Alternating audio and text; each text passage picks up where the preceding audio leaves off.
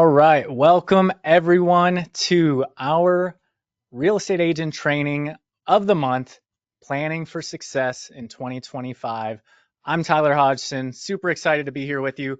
I want to, make the best use of your time, and I understand you're busy, so we're going to roll right into this. And anybody who's late, well, they're just going to have to catch up later or watch the recording. So let's rock and roll. We'll dive right in. I want to give a quick introduction into who I am in case you don't know who I am. I'm the EVP of Growth here at UMortgage. I'm a Marine Corps veteran, served 4 years as a Marine artillery cannoneer. I'm going to share a couple pictures and videos on that throughout the presentation. And I'm a top 1% loan originator ranked on the Scotsman Guide for the last 6 years now. So I've had a successful run as a producing loan officer as well as running a team.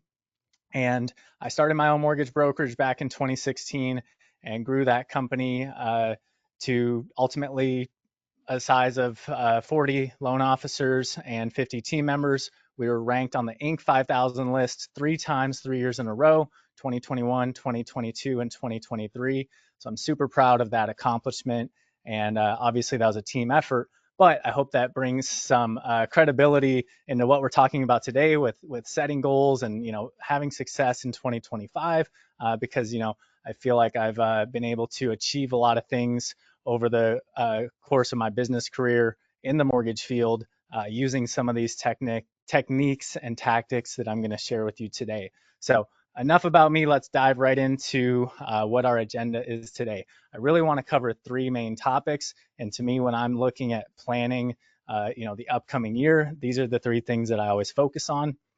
I love that this conversation is happening in November, right before the Thanksgiving holiday. I feel like, during the last 6 weeks of the year is a great time to kind of hunker down, set your goals for the next year, and, really, really set up that framework and that foundation to be ready to hit it hard on January 1st.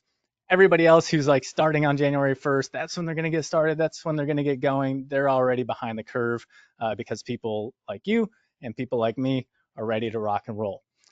So also we're on GoToWebinar. We can't see any live chat. So if you want to interact with me, if you want to give me a comment, drop it in the questions section. I will periodically stop and read through to see what kind of questions we have. I may be moving through the slides in a certain topic more quickly, so I might miss some questions, but at the end, I'll go back and make sure that any questions you ask are answered. So please interact with me. Obviously, take notes during my slides and ask questions as needed. So what are we going to talk about today? Number 1, we're going to talk about goal setting with actionable steps. I have a very unique mindset when it comes to goals. So I'm hoping that this is something new and fresh and, not the typical things that you hear when it comes to setting goals. And number 2, we're going to talk about time management with theme days and time blocking. Again, when it comes to time blocking, a lot of people preach it, not a lot of people practice it. And, I've got some unique perspectives on how to actually time block realistically, because we're in an industry where we are reactive. There's a lot of things that happen, and it can be hard to truly plan your day and be effective with your time. And so there's a couple strategies that I found that help me stay proactive as much as possible. But even when I'm reactive, I'm able to manage my day, manage my time, and manage my week in a way where I'm able to get more done than most others do. And third and final thing we're going to talk about is a sales process. We're going to talk about our PAPCAR framework and, understanding that having a defined process that's repeatable, that's consistent, helps you have more confidence, and of course, helps you, do things more efficiently through your sales process as well. And with all 3 of these things together, that's going to set us up for the success that we need in 2025. So first, I want to share a quick story. This picture right here, I just recently shared this on social media. If you follow me there, you might have seen it. This is Firebase Signs in Helmand Province, Afghanistan in 2011. As I mentioned, I'm a Marine Corps veteran, and in 2011, I found myself on this nice little triangle-shaped base with my Marine brothers shooting artillery in support of our infantry who were downrange. So they were on the front lines, and we were shooting to support them, so they would call us anytime they needed some assistance.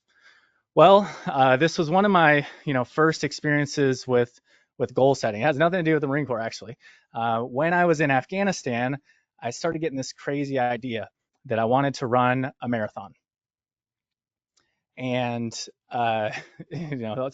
some runners in the room are probably like, "Oh, great, awesome," and some other people are like, "A marathon? Like, no way, you wouldn't catch me dead running."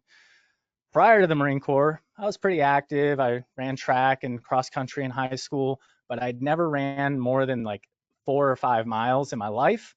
And for some reason, when I was in Afghanistan, I just remember telling myself, man, if I make it out of this alive and I go home, I'm going to run a marathon. Like, that's my big goal. That's the thing that I want to do. I'm going to run this marathon in under 4 hours. And the thing about this base that I was on, it's triangle shaped, and each of those sides of the triangle, it's about 200 meters or 300 meters long. So one lap around the base was around like 500 to 700 meters, depending on how I cut the corners.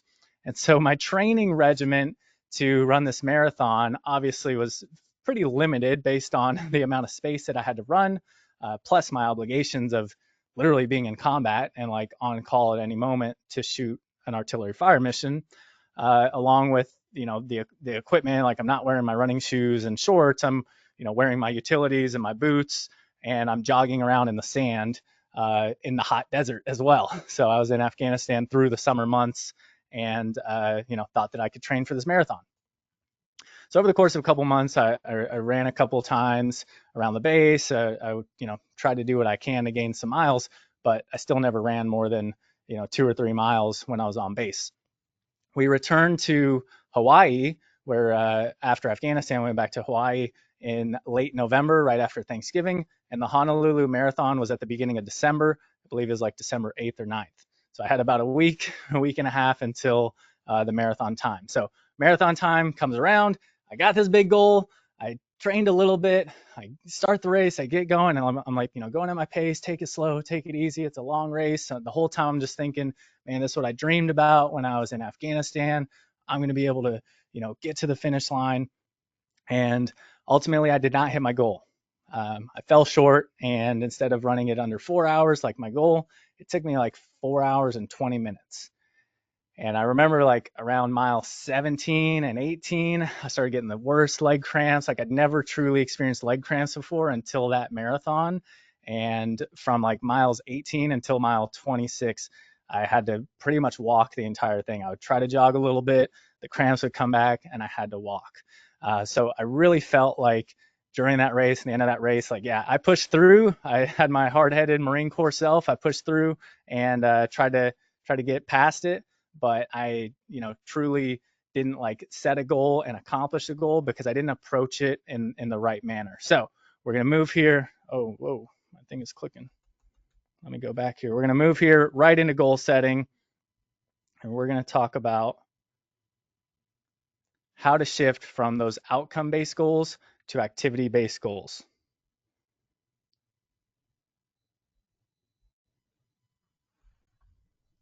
I'm having some technical issues here with my mouse. Hey, Caden, if you're here and if you want to take the slides, it might be better.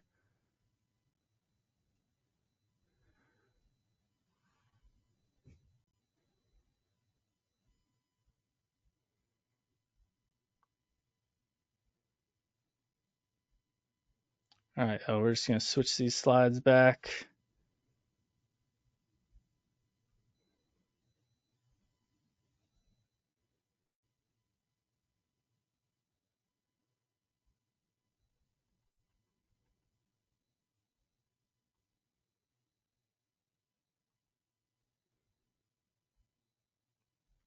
All right, Caden, you can go to the next slide here.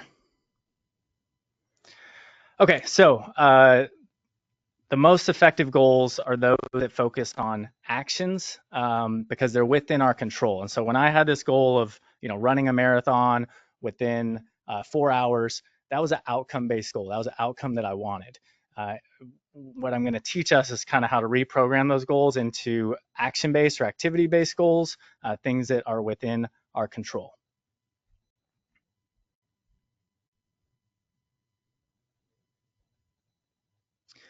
So one of the common outcome goals that real estate agents and loan officers have is like, I want to close a certain amount of volume. I want to close 10 million in volume this year, or 20 million in volume, or I want to close 100 transactions.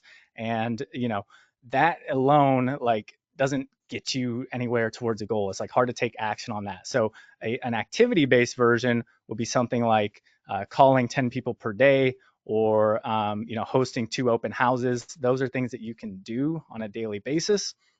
And we're going to break this down here with some math. So I love math. I love numbers. I think to understand this best, we have to look at it from a mathematical perspective and a data perspective. So the next slide here, I'm going to talk about 2 concepts that we kind of have to all agree on. The first one is something called dependent events. That means that for one outcome to happen, something else has to happen before it, and the outcome cannot happen without the previous action. What I mean by that is, for example, if I need to buckle my seatbelt, I have to first get in the car. I think we can all agree you can't buckle your seatbelt in your car if you haven't got in the car yet. And you can't get in the car if you didn't walk outside of the house. So those are dependent events. And we're going to talk about this from a sales perspective, obviously, and in real estate, and what are those dependent events. The second thing we're going to talk about is the law of averages. The law of averages states that over a certain number of quantity of things or activities, that a certain outcome will happen a specified number of time. And over time, the bigger the sample size gets, the more predictable the outcome becomes. Again, for example, let's say I flip a coin. I flip a coin 5 times, I might get 4 heads and 1 tails. I flip that coin 10 times, it might be 6 heads and 4 tails. But if I flip that coin 20,000 times, I'm going to have a really tired thumb and probably tired of counting, but we can expect that it's probably going to be about 10,000 heads and 10,000 tails. Maybe it's 10,100 in this direction or the other direction, but very close to 50% statistical probability. That is a law of averages. On the example of 5, where we got 4 heads and 1 tails out of 5, if you only looked at that sample size, you would say, well, there's an 80% chance of getting heads and only a 20% chance of getting tails. We all know that's not true. It's a coin, there's 2 sides. It's pretty much 50-50. So law of averages applies to our business as well. And so I'm going to share a couple numbers here that I call 5, or 25, 5, 2.5, 1.5, and 1. As real estate professionals, our ultimate goal, if our goal is to close a certain number of transactions, is to break that down into the smallest activity, the smallest denominator that I can actually control. So number 1 is going to be a closing. What does it take to get to a closing? And drop some comments here in the questions. Like, take a guess at what these are. I need 1.5 of something to get a closing. I need 1.5 applications or agreements or contracts, because deals fall out of contract, deals fall out of escrow. Sometimes appraisals come short, buyers back out, listings cancel. So 1.5 contracts. 2.5. We need 2.5 meetings to get those contracts. So you've got to do a buyer's rep presentation. You've got to do a listing appointment to be able to actually go show them houses and get them under contract. To get 2.5 meetings, I need 5 leads. That's 5 people who maybe expressed interest in purchasing a house or selling a house. Those are conversations that I'm having with people who are actually interested. They've expressed interest in potentially doing business with me. And the last one here, 25, to get 5 leads, I've got to do 25 talk-tos. It's that simple. I need to talk to 25 people. That could be the person at the gas station. That could be a past client. That can be, a business owner who's a part of a, local real estate group. Like, I just need to talk to 25 people. And if I have 25 conversations, that will end up generating 5 leads, which will become 2.5 meetings, 1.5 applications or contracts, ultimately to get 1 closing. Now, what's interesting is these numbers hold true in a lot of different industries. Now, your numbers may skew slightly differently based on your conversion rates or the types of leads that you're generating and how seasoned you are in the business. I know when we see newer loan officers, it takes them a little more talk tos to get those same number of leads than an experienced loan officer. And of course, if you're, buying online leads or, you know, generating leads that are not as high quality, your conversion rates may not be as good. But the concept here is what we're talking about. We're trying to break this down from like, hey, if I want to close 100 transactions, how do I actually do that? How do I break that down? Well, it's very simple math here. Check your conversion numbers, understand your metrics, and you can fine tune this to exactly what your numbers are. But in this case, if I wanted 100 closings, I'm going to need 2,500 talk tos or conversations. And now if I want 100 closings in a year, I can break down 2,500 conversations, divide that by 365 days if you're working every day, or however many days you want to work. Maybe it's just business days. Maybe it's, a certain number of weeks per year. But then divide that out, and I now have a daily target of what I want to hit. So here's a couple other examples of activities-based goals. So kind of how you can break down that goal of closings to activities. That's talking to 10 people per day, meeting 3 people face-to-face per week, or hosting 2 open houses every weekend. All are, very similar, very simple ways to break down that bigger goal of closings and break those down into smaller activity-based goals. So moving to the next slide here, we're going to rock and roll here on the goals. I want you to kind of think through one of your outcome-based goals. Put it in the chat here. Put it in the questions. I'd love to see some comments come through, get some interaction going. What is an outcome-based goal that you have for 2025? That could be a business goal. It could be a personal goal. And we'll share a couple examples, and I'll show you all kind of how we break these down from typical, New Year's resolution, beginning of the year goals to actual like tangible goals that you can accomplish. So let's see a few examples here. We got 24 transactions, so closings is a good one.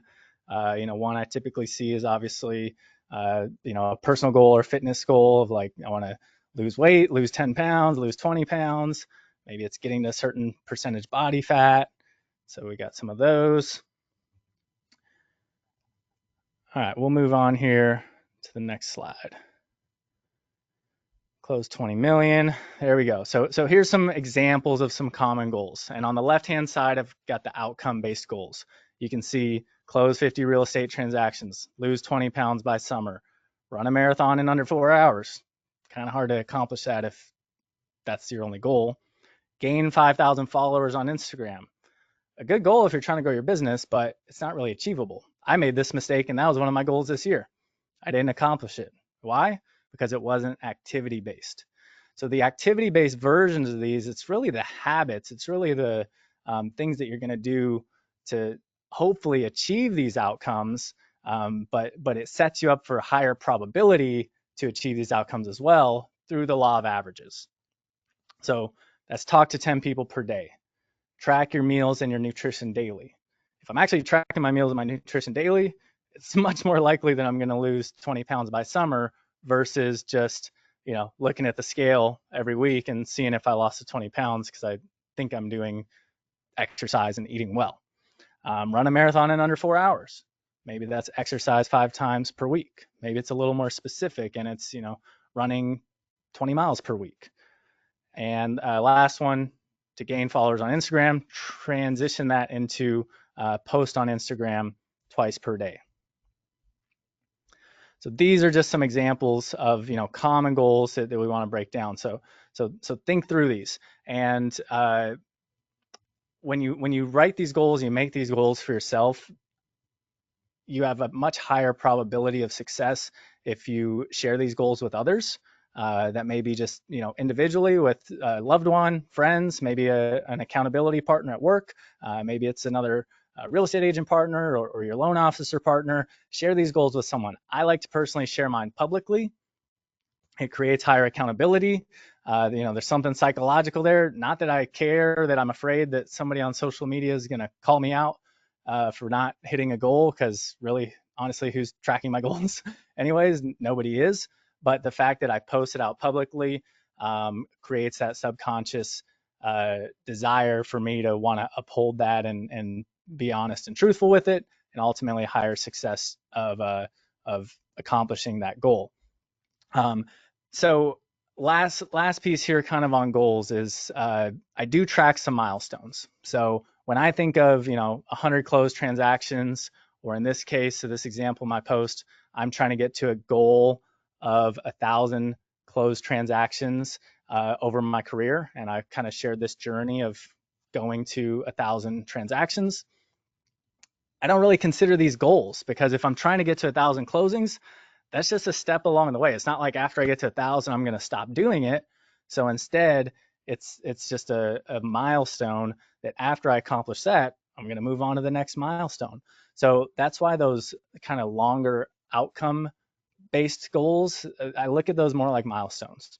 And the realistic activity based goals, those are more habits that I'm creating. That's a lifestyle that I'm forming, and you never really fully accomplished it. Like if my goal is to talk to 10 people per day, when do I accomplish that? I never accomplish that. I just keep doing it every single day, talk to 10 people. If my goal is to exercise 5 days per week, it's not like I'm only doing that temporarily for a 2-month period or a 6-month period or even a 12-month period. That just becomes a lifestyle change and a habit change. So when I think of outcome goals, I think of more like those are milestones. They're nice to accomplish, and they feel good when you get there. But when I think of actual like goal setting, I'm really focused on like habits, routines, and lifestyle. So transitioning here out of goal setting, my kind of final reminder here is by shifting from the outcome based goals to activity based goals, you're really able to kind of create a clear path to follow every day. Where when you just have that long term milestone goal, you're really not like, you don't know what to do that day. Like, how do I get to 100 closed transactions? I don't know. Like, maybe I should call some people today, but it doesn't give you direction. And so it's about building consistency. And I've got another story here I want to share. Let me know if you have air tags.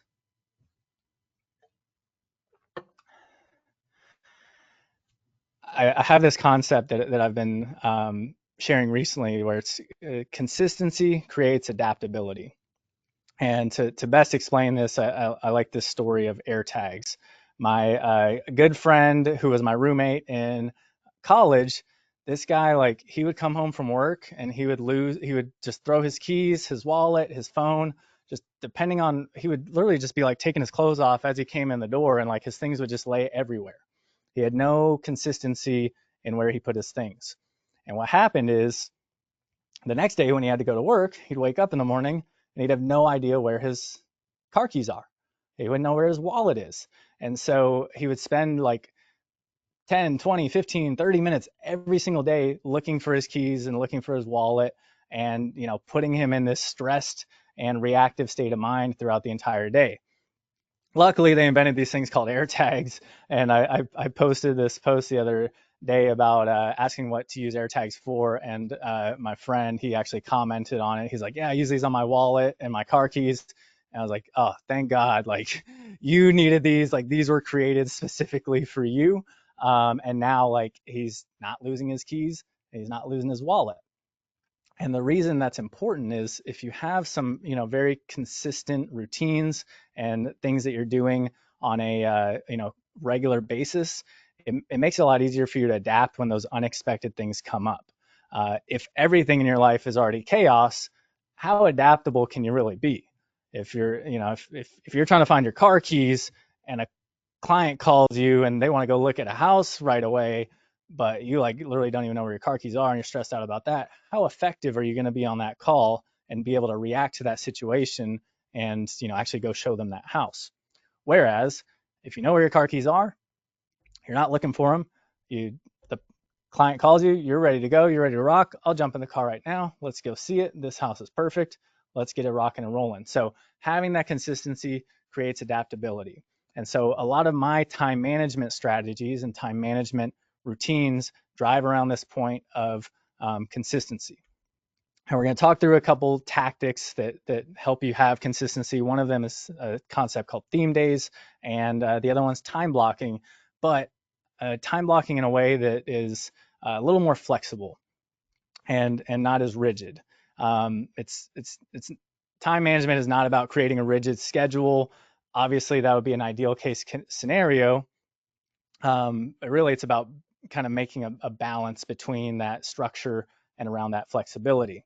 Because if you are in the real estate industry, which we all are, we know that things come up.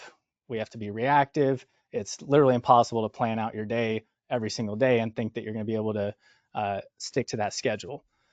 So let's just hop 2 slides here, Caden. We're going to go look at some areas where I create consistency. So there's only certain times of the day where you can really create consistency in our industry. And, saying like, oh, at 11 o'clock every day, I'm going to, make calls for an hour, and here's who I'm going to call. And then at 12 o'clock, I'm going to log on to social media and post my social media content for the day. And then at 1 o'clock, I'm going to record a couple videos. And at 1:30, I'm going to update my CRM. And then at 2 o'clock, I'm going to do some more calls to follow up with past clients. And then at 3 o'clock, I'm going to head out and do some showings for the day. It's just not happening. We know it's not happening. You cannot plan that much in advance. So I try to focus on controlling, keeping my day consistent in the times of day and the specific things where I can be consistent. Usually that's what time do I wake up? That's my morning routine before my phone starts buzzing and all of these reactive things come in that I have to adapt to. It's my fitness and my workout time.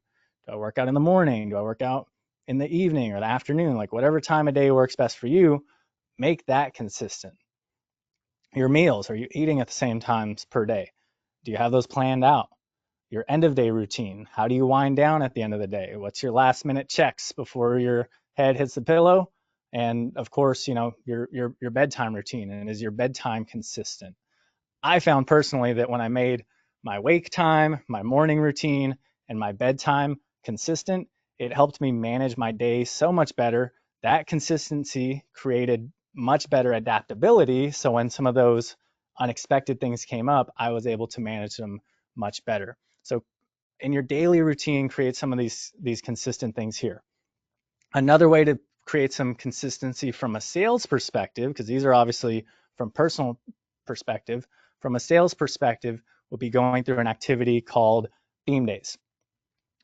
Theme days are simply certain days of the week where you want to do certain sales activities or certain outreach. It gives you a clear plan for the day of here's who I'm going to reach out to, no matter no matter what's going on. It takes the decision and the indecision out of it.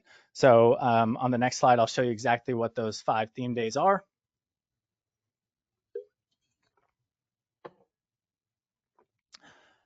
Mondays, VIPs.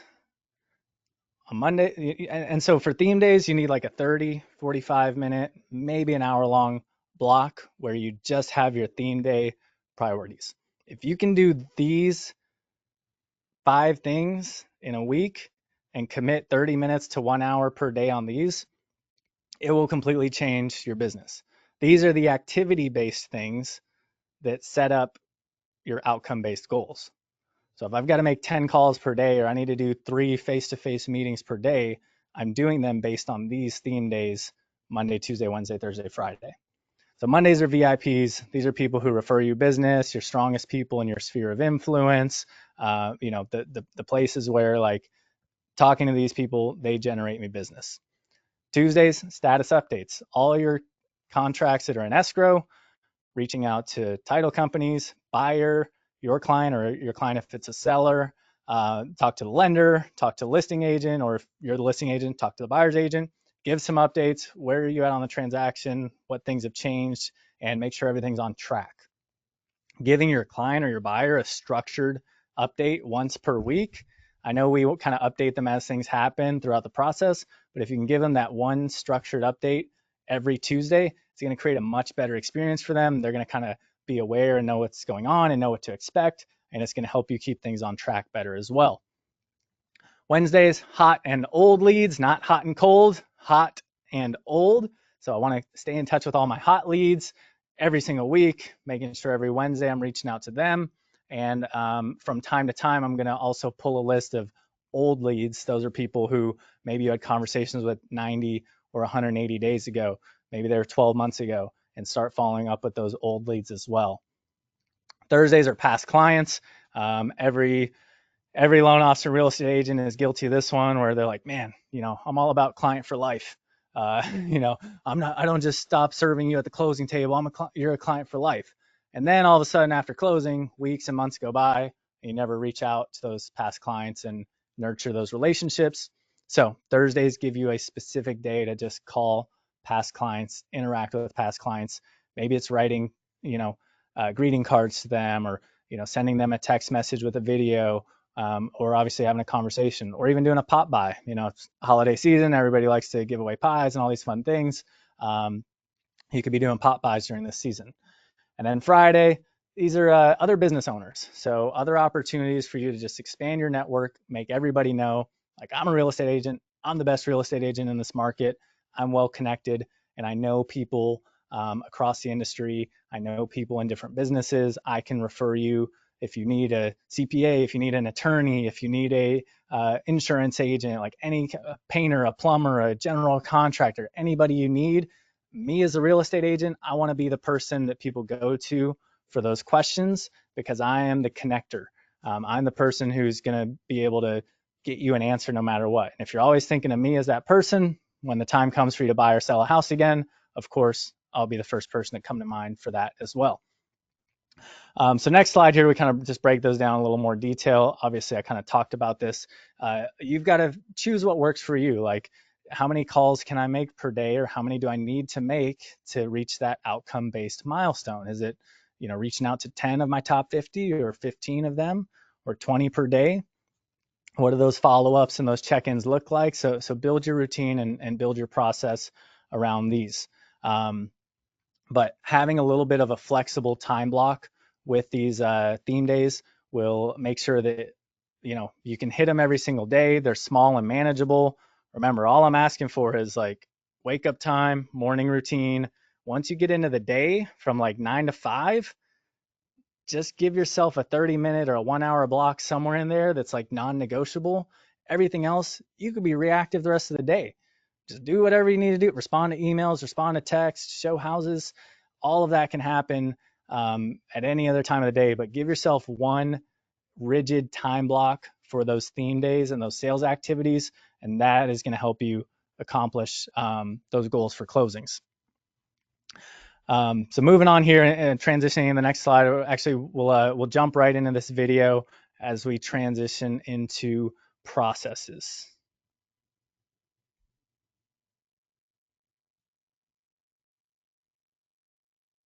Fire mission! Let's go! Ready. HCP! Let's go! Let's go! Let's go! Let's go! Okay, I don't know why we haven't fired yet.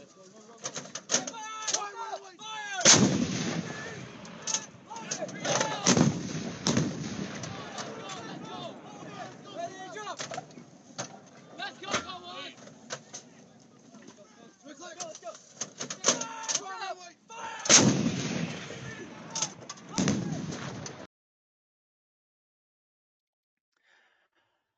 All right, let's throw those slides back up here.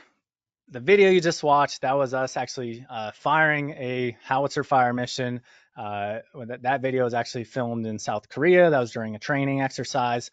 And, what you can see is there's a team of about 10 artillery cannoneers operating that howitzer cannon. So everybody's kind of has their defined roles, and they're all moving in sync and moving in rhythm, doing their processes so that they can successfully fire the howitzer. And it's similar in business, where we're working together as a team, or you're working together on your own individual processes to make sure that you can accomplish the mission as well. And so being in the military just really drilled in this, like, everything had a process, everything was defined, like step 1, step 2, step 3. I do this, you do that, this person does this, and we all follow this process. And when we're all following this process, what does it do? It creates consistency. Same thing over and over and over again. We could fire that howitzer with our eyes closed. We could fire it at night, all day. We could just crank out the rounds one after the other. And it created efficiency. Once we started doing it a couple times and we learned the processes, we went from being really slow and having a lot of errors to being much more efficient, doing things more quickly and doing things more effectively. And so we've got to be doing the same thing in our business with our sales process. When you have a defined sales process versus an undefined sales process, you're going to kind of follow a different trajectory. So on this next slide, you'll see if you have an undefined sales process, you're kind of curvy, wavy, all over the place. Like you'll maybe get to the destination of where you're trying to go, but it's going to take you a lot more time and it's going to be a lot more frustrating. It's kind of like the guy who, lost his keys everywhere. Like he ultimately got to work. He found his car keys. He got to work. They were in the house somewhere, but it took him a long time to get there. Whereas, me with the defined sales process, I fire the howitzer quick and the same every single time. Anytime there's a little bit of variation, it's easy for me to adapt to it because consistency creates adaptability. And because I knew where my car keys were every single time, as soon as I had to get in the car, I walked and grabbed the car keys, I stepped in the car, and I got to my destination much more quickly and with much less stress and pressure. So let's dive into what is our sales process here. We're going to go through some steps. The first slide here obviously is blank because I don't want you writing down all the answers yet. Our sales process on the left-hand side, we're going to go through what the actual sales activity is. So this is the thing, the action that you're going to do. And on the right-hand side, we've got your commitment objective. So the commitment objective is what you're trying to accomplish from that activity. So if you kind of saw in the howitzer video, it's like, the first step in the process is to grab the artillery shell, which is about 100 pounds, and bring that shell up to where the howitzer is so we can load it. So the activity is grabbing the round, putting the fuse on, bringing it up to the cannon. The objective is to be able to load the round safely, load the proper round. And so they get the round, they load it in there, they ram the round in there, and the next step, the powder or the propellant goes in next. Same thing, next step in the process, the activity, the objective, to load the powder. So when you fire the howitzer, it goes where you want it to go. So that's what we're going to work through here with this sales process. Very first step of the sales process, the first P, we're going to have an acronym for this called PAPCAR, P-A-P-C-A-R. So write this one down as we go through it. It'll help you remember it better. And the first P in PAPCAR is prospecting. That's the very first step in any sales process. I got to prospect. Where am I going to, am I out talking to people? Am I posting on social media? Am I doing open houses? I'm prospecting. I need to find some business, so I'm prospecting. What is the commitment objective of prospecting? This one's pretty simple. It's to generate a lead. We want to get a lead. Again, we defined a lead earlier as someone who's interested in doing business with you. So I could be posting on social media all day, and like if nobody comments or messages me or says they're looking to buy a house, I haven't really generated a lead. I'm simply prospecting at that point. But once I have someone who's expressed interest, that's the objective of prospecting. The whole reason I'm prospecting is to get leads. Now, once I get leads, I can move to the next step. So the person reaches out to me or I reach out to them. They're maybe interested in buying a house. The A of PAPCAR is appointment. Once I have a lead, once I have someone who's expressed interest in buying a house, maybe I met them at a friend's birthday party and a gathering. I'm chit-chatting with them and they're like, yeah, I'm thinking about selling my house and buying a new one. That's a lead. And now I need to set the appointment. The appointment is about setting a date, a time, and a place. That is my objective. But most people get this wrong. And a lot of real estate agents, if you meet someone out in person, you're trying to skip through the process too quickly. And so what I'll encourage people to do is, to have a consistent process, you have to do the same thing every time. If during the howitzer, we tried to skip loading the round and we just loaded the powders and went straight to like pulling the lanyard and trying to fire the howitzer, it's not going to fire at all or correctly if I didn't do the proper steps before. So thinking about dependent events, let's go through the proper steps here. Sometimes we just get so excited that somebody wants to, buy or sell a house, and we're like, oh man, a lead. All right, great. Like, let's talk. What are you looking to buy? What areas are you looking in? Cool, man. Oh, like, I'm a real estate agent and I do a great job. I could start showing you some houses here. Let me pull some open on my phone. Let's see what's in that area. What price range are you looking in? And we're like already putting them through the process. And the problem is we're trying to close somebody who's not ready to be closed. And what we need to remember is when we're in that prospecting phase, like you meet someone at a barbecue or somebody on social media or even at an open house, you can't get their commitment and close them when you just talk to them for the first time you started prospecting. So after you've prospected and you've generated that lead, your next activity is to set that appointment and get a date, time, and place. So the way I like to do this is a script called an opportunity script. Hey man, great talking to you today. Awesome seeing you at this event. I was curious, is there an opportunity for us to discuss me, working with you as your real estate agent when you're buying your next house? So I'm asking for an opportunity to discuss. I'm not assuming that I showed you these houses. This is great. Schedule some showings next week. Would you want to, go take a look at a house this weekend? That's going straight to the close, and it's not following a consistent process. So with a consistent process, I'm going to set an appointment. I'm going to ask them if there's an opportunity to meet and to discuss, and for me to actually tell them who I am as a real estate agent. Because at this point, we're just kind of getting to know each other a little bit. This may be a short conversation. Maybe it's even text messages. I haven't had an opportunity to really present to them what my value is. And that's the second P in PAPCAR, is the presentation. You'll have much better conversion rates, much better closing rates, and ultimately have a better sales process if you've honed in on doing a presentation every single time with every buyer and every listing that you get. And some of you are probably like, well, yeah, duh, like no brainer. I do this every single time.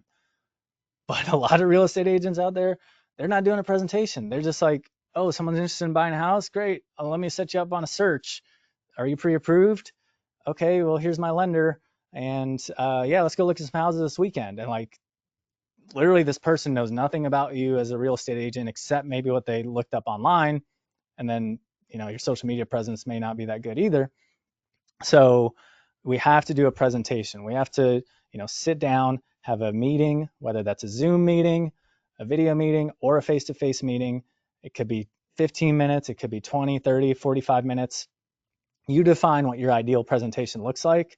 I like to do a video meeting about 20 minutes, and I'm going to tell them exactly like, let me learn a little bit more about you. Let me ask you these questions that are important for me to know, and then let me tell you why I'm a good fit. Let me tell you what makes me unique as an agent and why I should be your real estate agent. Then at the end of that presentation, your objective of that presentation is to do three things. It's to create credibility, differentiation, and trust. CRT. If you can show you're credible, I'm a good real estate agent. You can show that you're different. Here's why here's what makes me different than other real estate agents that you may know of or talk to or your family recommended. And then create trust. Hey, are the things that I'm telling you, are they true? Do you believe me? Do we have trust where we could work together and, you think that I'm an honest person? So if you can do those three things during your presentation, then you're ready to move to the next step and go to that closing. Now with the NAR settlement, it kind of makes closing a little more process driven and easier. A lot of real estate agents before the NAR settlement and before they had to sign like buyer's rep agreements, they just sort of did the assumed close, like, all right, let's go looking at some homes and, I'll set you up on a search. But, now it's a little more structured, which helps our process. It actually helps you sell and close more effectively because you have to have that closing. Will you commit to working with me as your agent? Hey, I like you, you like me, based on what we talked about today. Would you commit to me being your buyer's agent? I'll send you a buyer's rep agreement that'll outline what that looks like. We've already kind of talked through what my process is and how I'm going to serve you as a buyer, and get them to sign that contract. Once they've signed that contract, you've closed them, you've got a signature, you've got skin in the game, and they are committed to you. So the objective of the closing is to get that signature, get that commitment from them. Once we got the signature, it's like, oh, well, isn't that the whole sales process? We went from prospect to closing. Once I closed them, that's not the real like real estate transaction closing. That's just the closing of gaining their commitment. So once you've gained their commitment, the next step in the process, the second A, is aftercare. So this is caring for them after the sales closing. This is essentially upholding the promises that you made during your presentation. So if during my presentation I told you I'm great because of this, this, this, and this, and I'm going to do this and that for you, my aftercare, I have to actually uphold those promises. So I'm going to, show you houses. I'm going to run comps. I'm going to be available 24/7. I'm going to communicate well. All these things that I promise I'm going to do. I'm going to give you the best service. I'm going to advise you. I'm going to keep you educated. Those are the promises that you have to keep during your aftercare process. That's your follow-up. That's, upholding that commitment. The objective of aftercare, the whole reason you're doing aftercare, the goal is to create a raving fan or a wow moment. So commitment objective, create a raving fan. After you've closed someone, like you got the agreement signed, they're going to pay your commission no matter what. You could just, hey, here's a house, great, put a contract in, we got to closing, I got paid. There may be some agents out there like that, but I'm pretty sure you that are on the webinar with us here today, you're not that kind of agent. You want to create that great experience. You want to create that raving fan. Why do we want to create the raving fan? Well, number one, it feels good. Number two, we probably want them to be a repeat client. But I also know if I can make someone a raving fan, they're going to give me a referral. And that's this final piece of PAPCAR, the R, is generating referrals. Specifically asking for referrals. I feel like if you do a great job, you have earned the right to ask for a referral and say, hey, I told you I was going to do these things. I did them very well. You seem very satisfied. Who else do you know that I can do the same thing for? Who needs my service? Who needs my product? So asking for referrals. So there you have it. That's our PAPCAR: prospecting, appointment, presentation, closing, aftercare, and referrals. If you follow that process in all of your sales, whether it's a buyer or a listing, and you do it consistently that same time, that's going to be that process, and that's going to be that consistency that helps you adhere to the sales math that we talked about earlier, thinking through dependent events. I've got a prospect to generate a lead. I've got to do a presentation to do the closing, going through the process, and the law of averages. If I'm doing this process every single time and I'm rigid with this process, it will help my conversion rates be better, and it will make my business more predictable, so that when I want to close 10 million in volume next year, I know I need to do 10 sales calls. When I do 10 sales calls 2 or 3 days in a row, I generate one lead. That was prospecting. Once I generate that lead, I set an appointment, then I take them through the process. So that's PAPCAR here. Let's move on to the next slide. Think through your processes. And, one thing I encourage you to do is, meet with a friend. This could be another real estate agent. It could be a loan officer, and think through your PAPCAR process. You can tweak this if you want. Maybe your process is a little different. Sometimes the steps happen more quickly. Sometimes you're talking with someone and like they're ready to go, and you may be just meeting them for the first time and, setting the appointment, like that is the appointment. You're just presenting right then and there and they're ready to go. That's cool. Just make sure that, when you're going through those steps more quickly, remember that the steps are still there, and make sure you're still hitting all of those commitment objectives. That's going to give you, again, that smooth process instead of the wavy, crazy process of losing your car keys. If you get so caught up in trying to get their commitment to sign your buyer's rep agreement that you forgot to really give a presentation, that's kind of like losing your car keys. So PAPCAR is kind of like the air tags that's going to help you not lose your stuff. Let me stay on track. Let me stay focused. Let me make sure I can, fire this howitzer effectively. So, one of the call to actions here is like, look through your process. What's the step where you can improve? Man, I really don't have a presentation. Like, I just kind of meet with clients. I kind of tell them who I am, but like, do you have slides? Do you have handouts? Do you have flyers? Do you have reviews and testimonials? Do you know like your top 3 things that make you different, those differentiators? Do you have something that shows your credibility? And, how are you forming trust? Usually the presentation piece is the area where most people are weak, because we don't want to feel like we're doing a sales pitch or a presentation, because we don't want to be salesy. And the presentation doesn't have to be salesy. That is just a limiting belief. Once you start like doing actual presentations, it's just talking about who you are. Here's who I am. Here's what makes me different. Here's why I'm great at it. And I want to share these things with you, because I think it's really important, if you're going to work with me, that these are the things that I do. And so that's what your presentation is. Role play a couple of these things. I kind of talked about the opportunity script. If you meet a client at an open house, what does your scripting look like? What's the next step to try to get that person an appointment? Hint, it's not like, hey, sign the sheet and like, here's my business card, here's a flyer, like call me if you need anything. That's not the commitment objective of prospecting. If you've got someone walk into your open house and they've expressed interest, they're now a lead, you got to set that appointment. So maybe ask them if there's an opportunity to meet and talk about you potentially being their agent. Ask for the opportunity rather than assuming that they're going to want to reach out to you. So being a little more, targeted and a little more, specific about what you want and going through that process. And that's why the process is important. So wrapping up here on sales process, my final thought is that, a sales process, it makes sure that you can stay consistent and efficient. And ultimately, it helps you build the relationships with the clients, because you're creating those raving fans, and that increases your likelihood of repeat business. It also increases your likelihood of closing the opportunities and the transactions that you get.